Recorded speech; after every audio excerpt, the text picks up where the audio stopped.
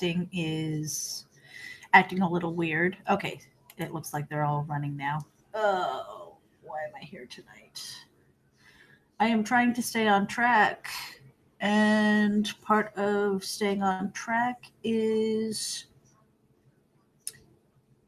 maintaining consistency with the things that I have been doing. So, I mean, I lost track of how many days in a row that I have been um, doing my health and wellness journey. And so I've been hopping from platform to platform to see where this best fits.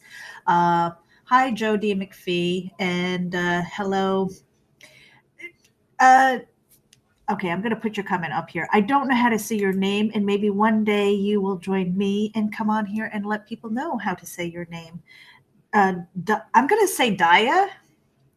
That would be Lebanon's.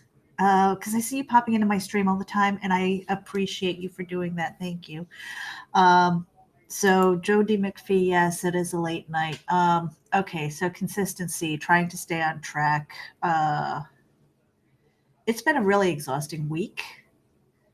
There, between being a taxi for my husband and my son, because we are a one car household, and I love it because I don't have a car payment, and that makes me happy because it helps keep some a little extra money in the bank. But at the same time, the sacrifice on the other end is that I sacrifice my time, and I don't mind that because this is. I'm so happy that my son is working. You know, he finally got a yes, and I remember I think it was maybe about 2 months ago. I just put it out there to the social media and I said, guys, I'm not going to tell you what's going on, but if you could just, in that collective energy, just put out a yes for me and whatever it is that I'm sending out there, I would appreciate it. And sure as hell, it was happening. We were getting yeses. Um, and and I want to continue saying that, you know, for those positive vibes, as dopey as that sounds. Positive vibes, it helps. You know, it guides me instead of being very specific about what I want, because sometimes, you know, you put something out into the universe and just say I want, and you get the answer, but it's sometimes not what you expect. So that's always fun. And you're like, oh, well, I got the answer. Yeah, that happened. Um, so staying on track today was kind of difficult. So I got my walk in and I wanted to talk about this thing. It's an app that I was introduced to by my friend Carl Witzman, who is on Haps, but I don't know that I've seen him really live stream very often here. I think he pops in every once in a while. But this thing, it's called Munzee. I don't know if you've ever heard of it. Munzee, Munzee. And if you are at all into geocaching, it's kind of like that. It's a scavenger hunt.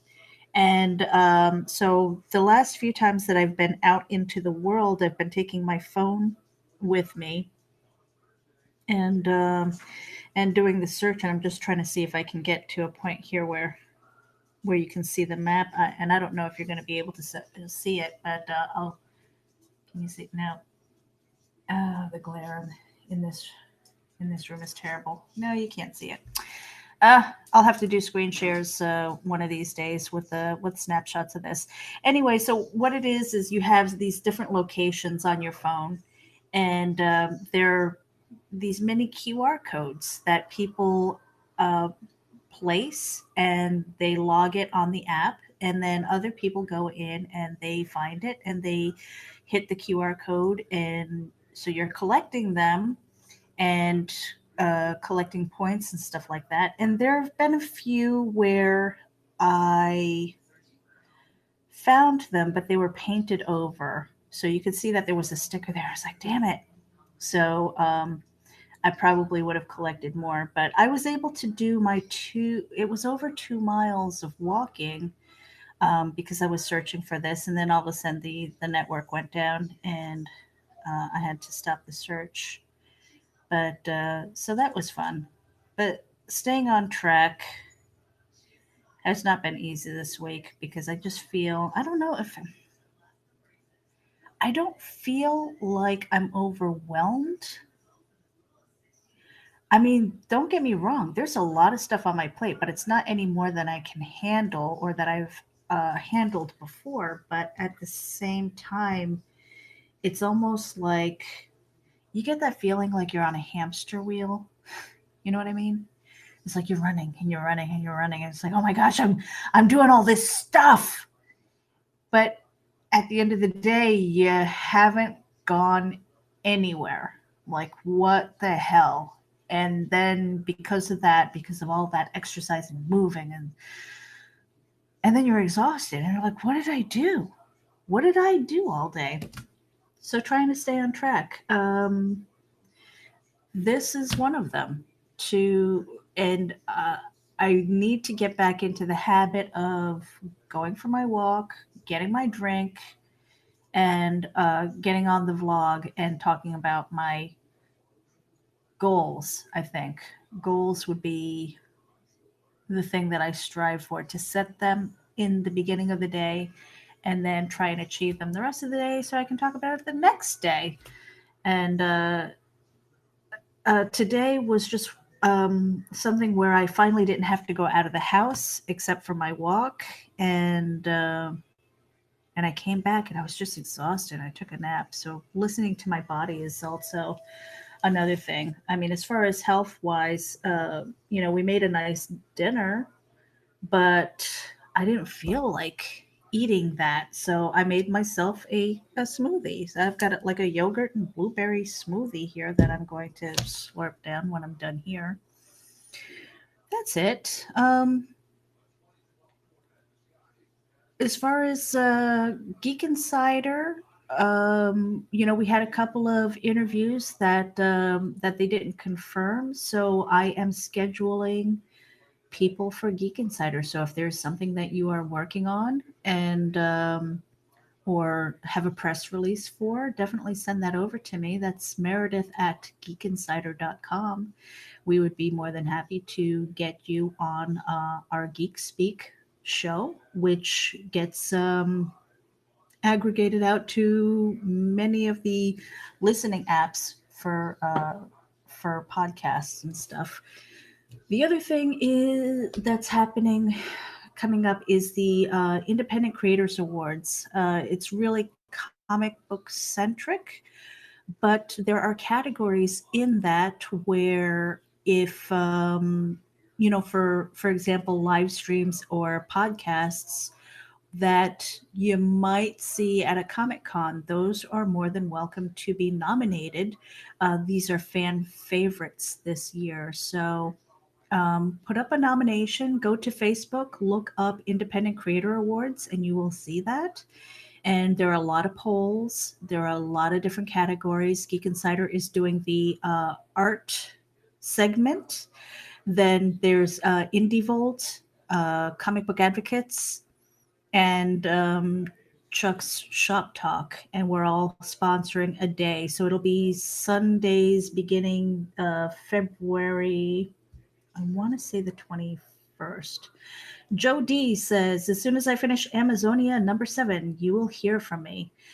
Definitely. And it doesn't have to be just Kickstarters and stuff. It could be the things that you're working on. I love putting together panels with creators to talk about the process, the genesis story, where they're going, and what they're planning on doing with it. And that is comic books, that's movies, that is writing, and musicians. I mean, we've had people who work in tech. I had a great interview with the guys from Ecamm, as well as Decred Blockchain, and Feel Belt, and a few others. So it's not limited to comic books. Geek Insider is anything that you can geek out about. So that's kind of cool.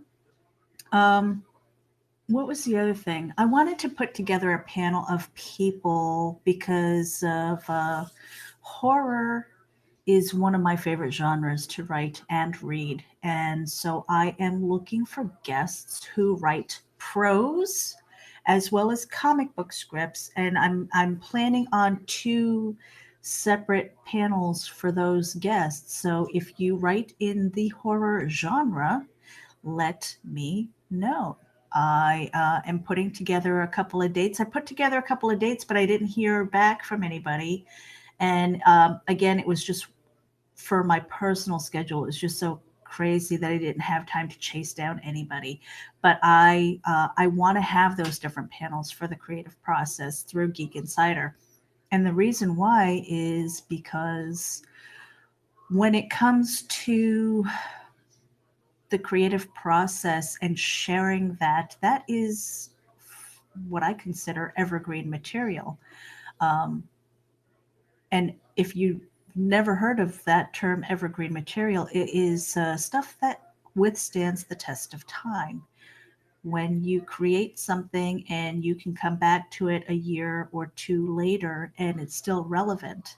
So maybe it can be considered educational in a way, but those are things that I really strive to do. That's the direction that I want to take the Geek Insider podcast. Is not just promo, although that's a huge part of it. We've got a really good working relationship with the people over at Shutter and Full Moon Features.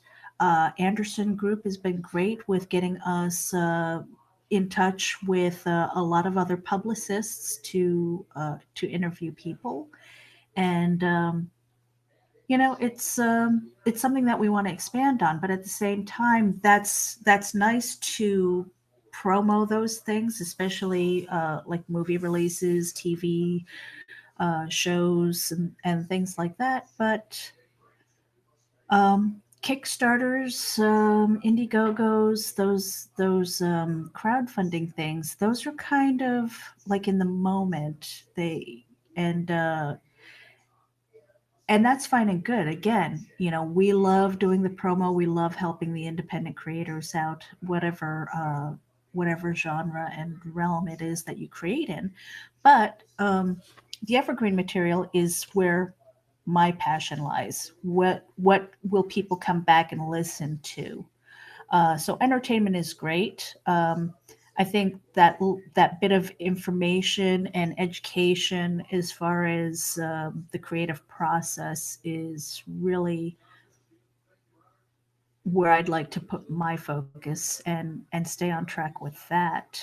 We also do reviews, mostly product reviews for Geek Insider, as well as Wild One Forever. That's another site that I am an editor for.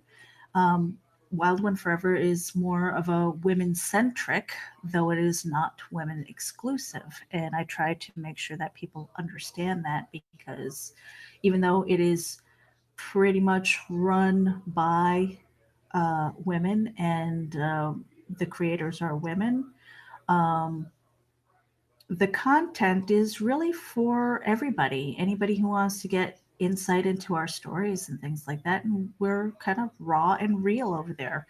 But we have some nice pieces too. I mean, there are some older posts for fashion and fun, and we've got recipes and things like that. So that's all fine and good.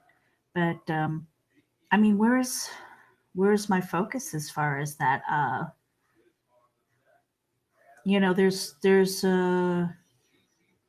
There's a part of me where I consider how much I love all of these projects that I'm in. And I wouldn't be involved in these projects unless I loved what I'm doing.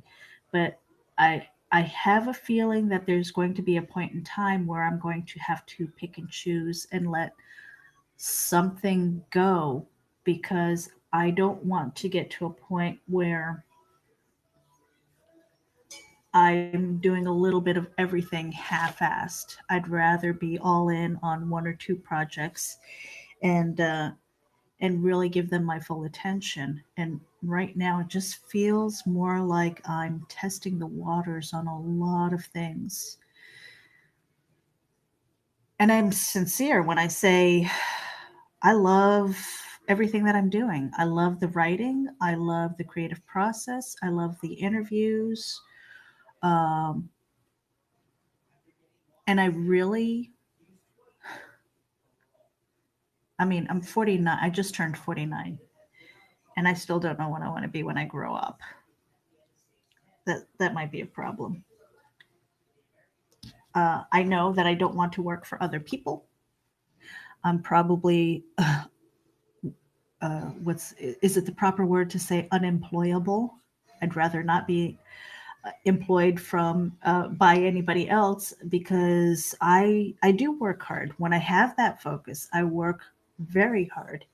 And I can't even tell you how many times over the years where I thought, hey, if I'm working this hard for somebody else, why am I not working that hard for myself? And a lot of that is discipline and hustle and putting myself out there and getting over the fact that a lot of times I don't like putting my name out there because it feels, in a way, self serving, which it is, obviously. Um, but I don't like, and maybe it's my own perception. It's like a certain arrogance. I think you have to have a certain amount of arrogance to put yourself out there, and I don't really like that word. And I don't find myself to be an arrogant person. I'm not. But when you are out there promoting things and trying to do and hustle and work your ass off towards something, um, I think you need a certain amount of that. So the balance is finding like what works and what turns people off. You don't want to be that used car salesman or selling snake oil and things. Hi, Nita. I was wondering if you were going to see this. So I'm almost done with my broadcast because I'm just rambling. Uh, the title says "Trying to Stay on Track," and I'm looking at my evening. It is a little after 9:30 in the evening, and I honestly want to just go back to bed, but I have stuff that needs to be done, and I got away from my to-do list, which I need to start again. If you saw my desk, it would look like paper blew up all over the place. It's a mess. And a lot of that is attributed to the fact that I'm doing so many things, and I'm like, holy crap, I gotta rein it in a little bit. I gotta rein it in a lot. So I think maybe some of those hard decisions might have to come a little bit sooner, before something falls between the cracks, and that's not good. I like to be a woman of my word, and I like to follow through and make sure that what I say happens. And when I'm distracted or when I have too much on my plate, and nobody wants to say I've got too much. Nobody wants to say no. I think that's my problem is I don't like to say no. Uh, and I've found that even on social media, there are only a couple of people that I am openly available to, and everybody else, it's like I'm on mute. I hide myself, um, because I have to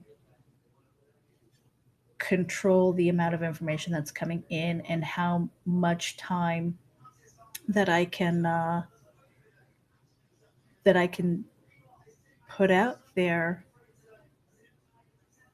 um, when it comes to projects.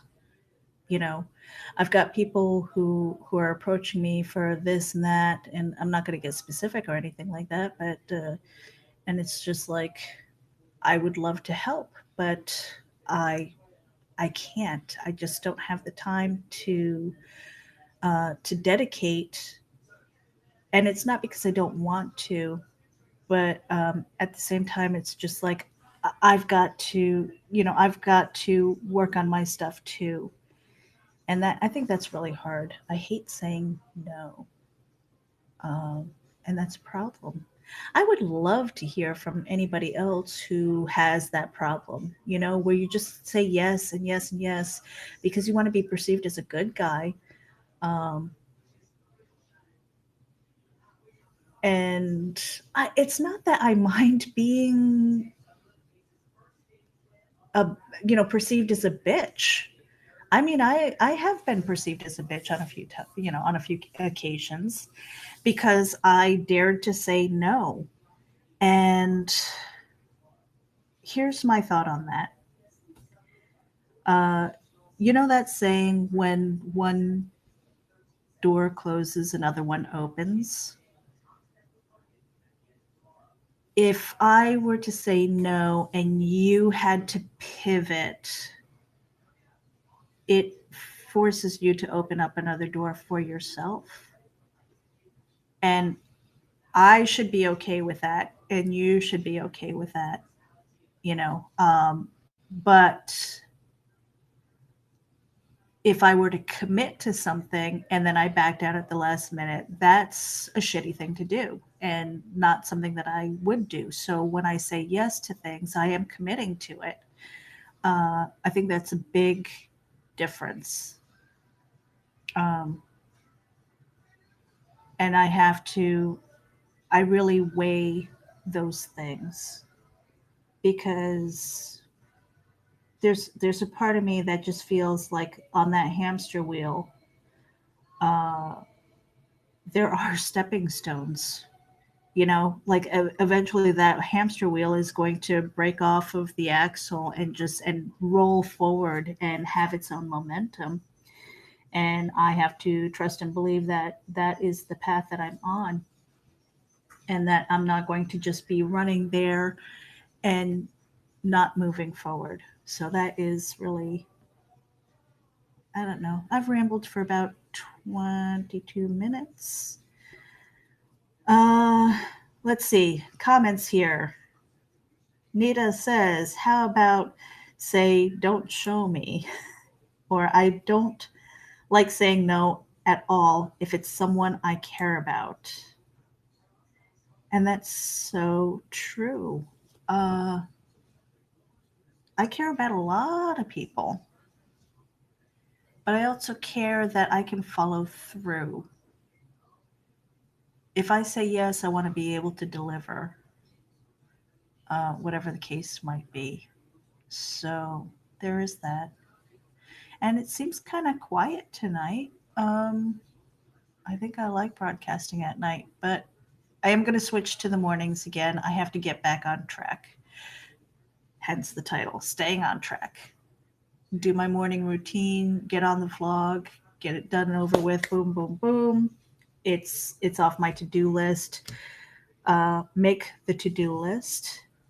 Nita says that she keeps her circle small for that reason. I do too. I keep a very small circle, but it has expanded quite a bit, probably because of work related things and developing relationships so that those fun, exciting things that are happening for the people around me, it's almost like basking in the glow of their beauty and their creativity and things like that. It's just following that journey is what really propels me. I love seeing people rise and succeed, and it's not even for me. It's not even envy because I'm doing my own thing. I just love seeing people who work so hard have any bit of success to get their yeses and be acknowledged for it. I mean, that is just so beautiful to me.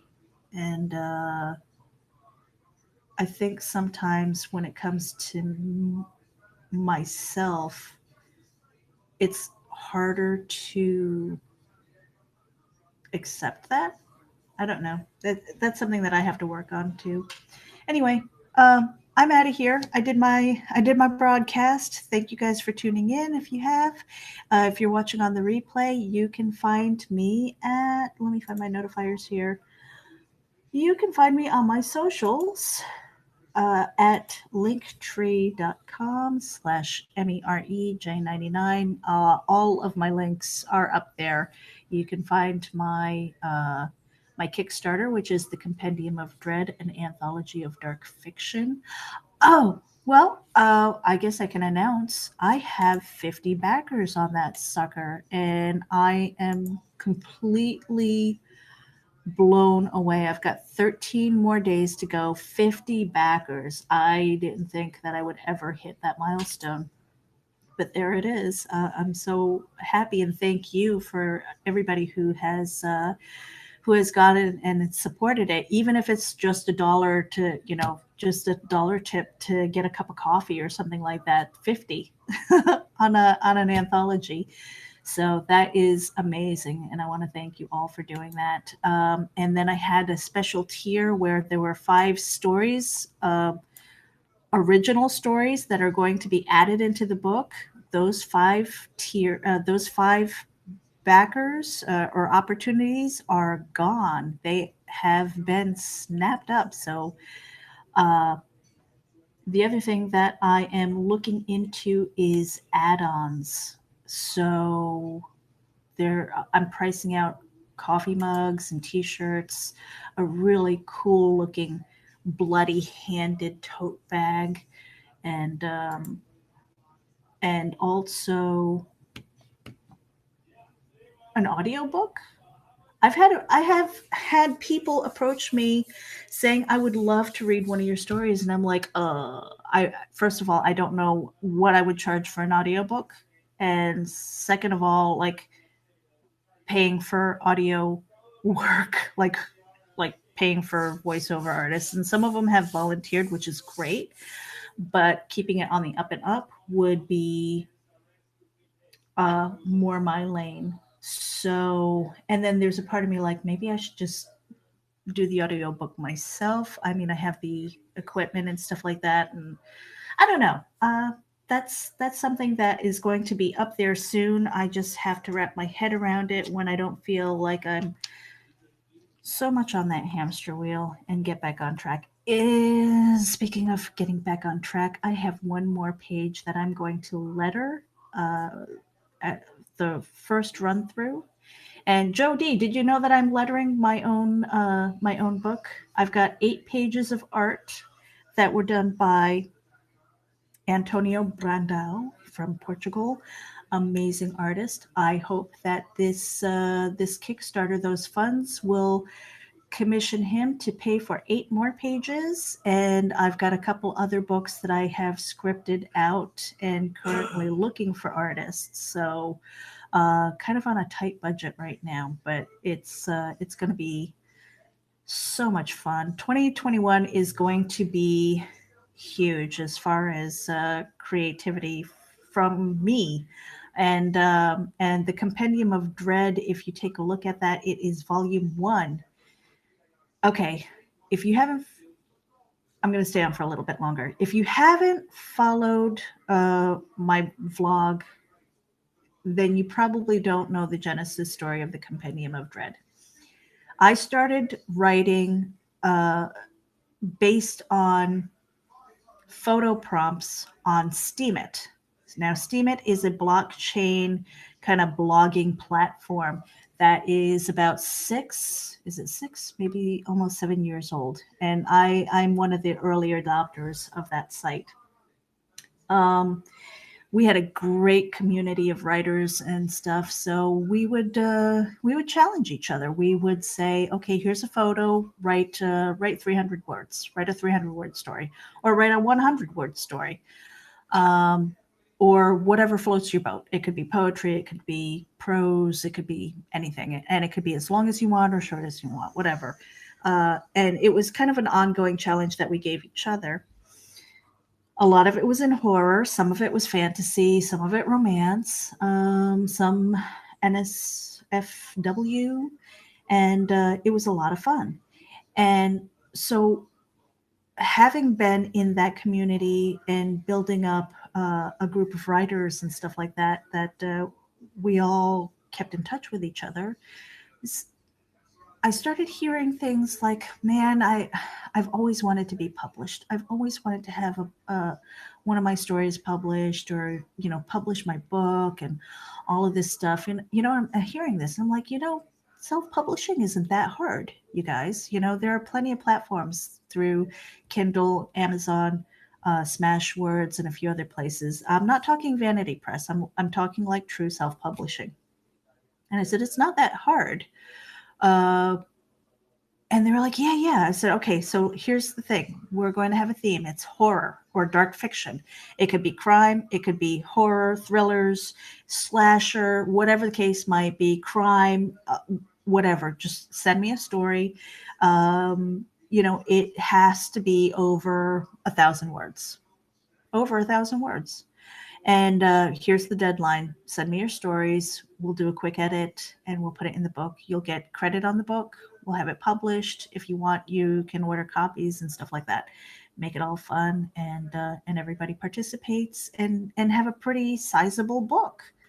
And I waited and I waited and I waited, and the deadline was coming up, and I felt like I was ghosted. And I was like, oh, okay, where is everybody? Where's your story? So nobody sent it to me, and I was just like, okay, I guess they really didn't want to be published. Or maybe they did, but it was just their mouth talking. They weren't ready, whatever the case might be. And I got to a point where I said, I don't have the time to chase these people down. I don't have time to live your dream for you. If you want this thing, you have to do some of the work. Why am I chasing you people down? And I waited and I waited and I waited. And I said, you know what? If I want to publish a book, I'm going to have to do it on my own. So I went back through about 4 years, almost 5 years of content, and I found my stories and I collected them, uh, and have edited many of them to expand on those stories, and said, okay, I'm putting together this book. And that's what the anthology of dark fiction is. Volume 1 are my stories. Volume 2, I'm making an attempt to do this again, where I'm calling out to writers. I don't care if you're an established writer, if you're new at it, if you feel compelled to write a story of dark fiction, whatever subgenre you want that to be, and you want to be part of volume 2, send me something. I would love to work with you and get that book up. I don't have a deadline yet, and I'll probably put that up on my website. But it's a collection, and I want other people to participate. I don't want to be the only name on the damn book. I have other books that I want to write that I have to edit that will be just my name on the book. But the compendium was always supposed to be a group project, and I really hope more people will step up and do that. Joe D, yeah, I'm lettering because, okay, so anybody who doesn't know, I kind of took on the role of the comic noob this year because I tripped into the comic book world through Geek Insider just from interviewing people, and I fell in love with the creative process and the people who write, who letter, who color, who do the sequential art, who edit. I mean, just covers. I mean, there's just so much that's involved with comic books, that whole process, that I totally adopted it, and they picked me up and they dragged me in. They didn't drag me in. I mean, I went willingly, but they picked me up and just said, "Yeah, let's do this thing."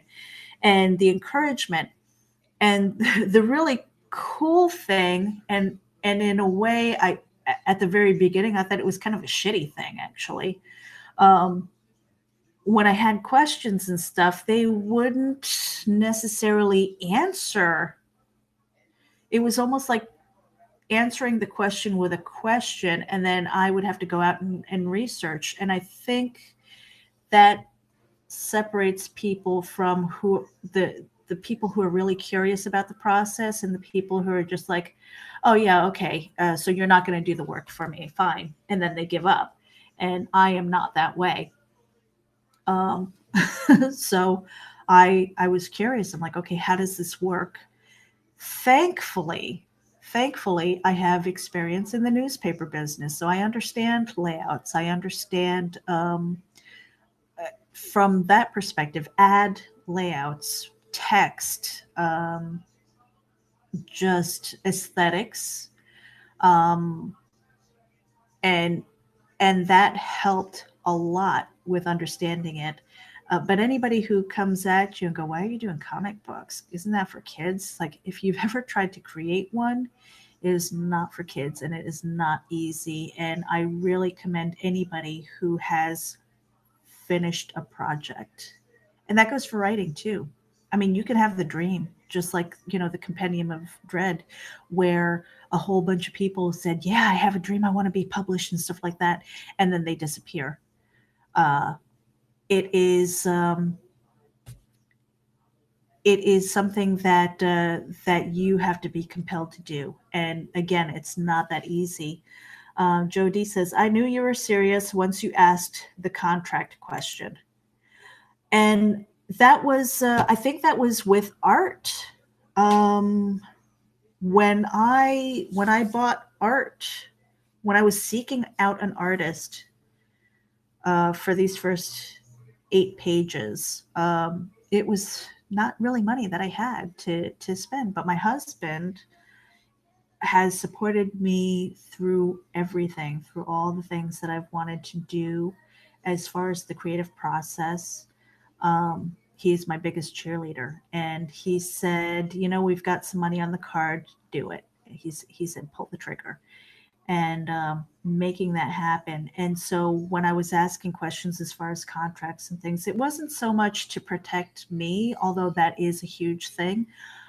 It was also to protect all parties. Having a good contract and a clear understanding of what is expected, and even, an exit strategy if you are with, if you're working with somebody who, isn't working out, um, to understand what your rights are on all parties, to make sure that everybody is protected.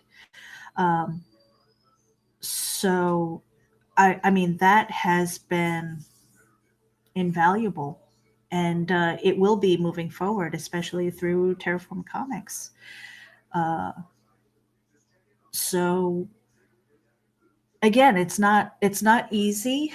And, I mean, there are things that I committed to Nita. I told Nita that I was going to draw so that I could have a drawing credit, or I don't know if it's going to be just sketching, or if I'm going to even try and ink something, which is kind of crazy, and it's going to look totally kindergarten, which is kind of funny because the content is like totally adult. So we'll see. We'll see.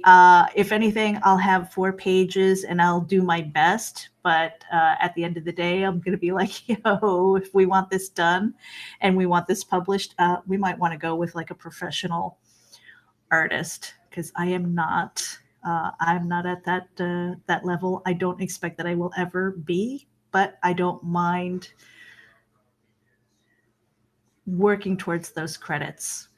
To date, as far as comic books, I've got 2 pages that I wrote for Luke Stone in Hybrids: The Sons of Gods, and, so I'm waiting for my copy. And in fact, I'll probably see him on Sunday at, DeLand, Comics and Collectibles show on Sunday. And so I'm going to be meeting up with a whole bunch of people in the Florida area. So that's going to be super cool. And, so that is my first comic book credit. And then the dying is 8 pages of art right now, and Nita is the only one who's seen that process so far. So I'm excited about it, and I love her feedback because she reads a lot of comic books and she has a lot to say, and she doesn't hold back with me anyway. So I appreciate all of those. I appreciate all of those things as far as feedback and stuff like that. Like, does it flow? Because again, I'm kind of new to it, so learning the flow of words and where your eyes go as a comic book reader as opposed to prose is completely different. You know, I mean, you're going from panel to panel and does it make sense? Joe D says, I'm still a D level artist and still draw stuff for print. Don't sell your sketches short. Joe D, why do you say you're a D level artist? Um, Honestly, I've seen some of your work and I would never call you a D level artist. And the fact that you are putting out stuff despite what people are saying, um, don't give them the real estate in your head to feel like you're D level. Now, I mean, if you're doing it on purpose, if you're just like, blah, you know, like you don't care, that's different, purposeful. But you've been sharing your creative process, you've been sharing your sketches, and you have books out there. Dude, you've been out there for, like, Amazonia has just reached its 10-year anniversary. 10 years. Okay, seriously. I know marriages that haven't lasted 10 years. So, and okay, so he says, because people complain to me all the time about getting others to do it. What is their motivation behind saying that, though? You know? And the other question that I would ask you, just to push back on that, is from book one to your current work, have you seen improvement? Because if you haven't seen improvement, all right, maybe. But if you have, if you see that progression of your art and improvements to your own eye, who cares? Yeah, I mean, yeah, you have to care.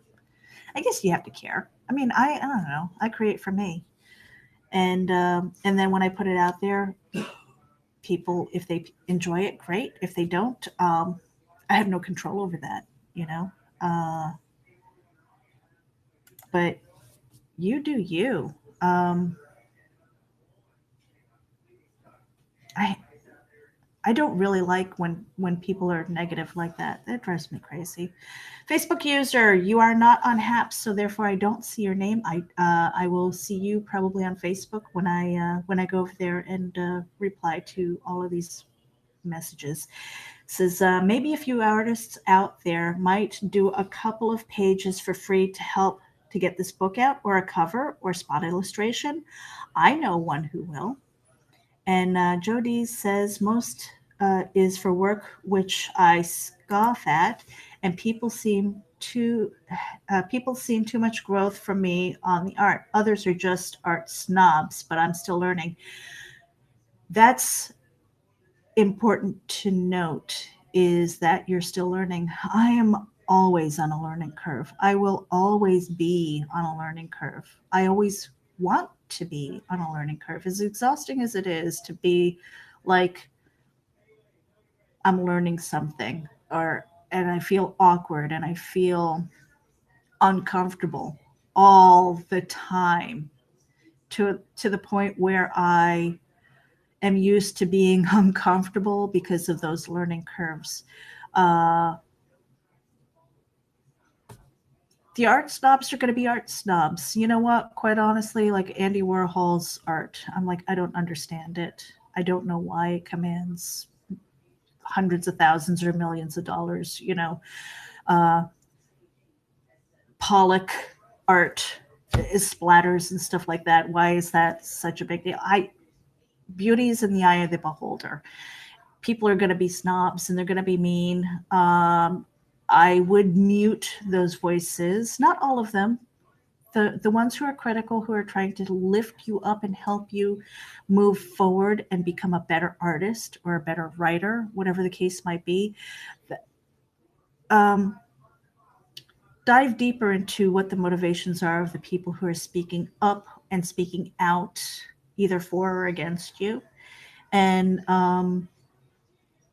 pick and choose who you let have real estate in your head. I honestly, Joe, I don't want to hear you say that you're a D artist again, ever. The fact that you are doing it and pursuing your stories and your dreams and putting it out there, and 10 years, yeah, you know what? Everybody else can suck it. Let them show their credentials. Seriously. Anita says, "You do you, man. People are pricks. They really are." And again, I think it speaks to motivation. What is the purpose of tearing somebody else down? Does it make them feel better? Why do they do that? Anyway, gosh. Okay, it's been 46 minutes, and I am going to end this broadcast because I do have a page that I'm going to letter.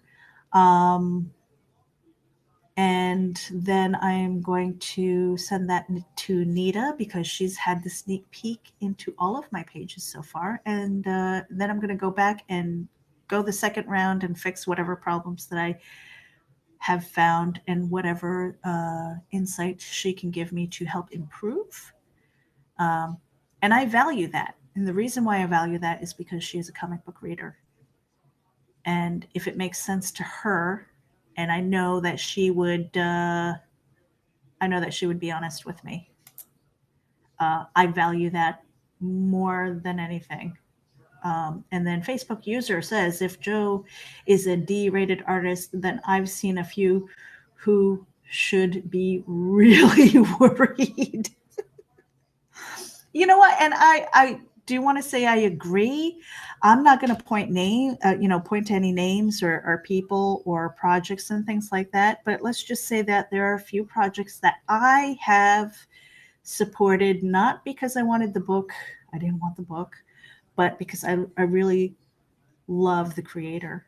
And if that brings them joy, then throwing a couple of bucks at their campaign and supporting them and buying their books is what I'm going to do, because at the end of the day, it's about people, I think.